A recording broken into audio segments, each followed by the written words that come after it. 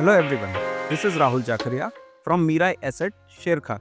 Welcome back to exciting 3R actionable stock updates.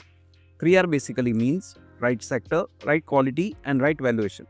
These are our investment ideas. Today we have an update on Infosys. Our analyst maintains buy on Infosys with a price target of Rs 2,270 with financial service on strong footing and demand trends largely stable across verticals.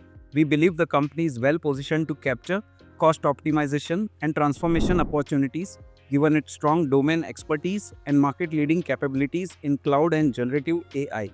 We expect 8.1% sales and 8.6% PAT CAGR over FY24 to FY27.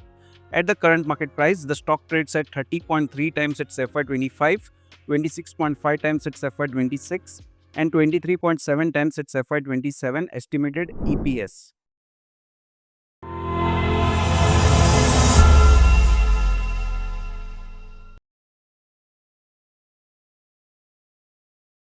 Investment in securities market are subject to market risks. Read all the related documents carefully before investing.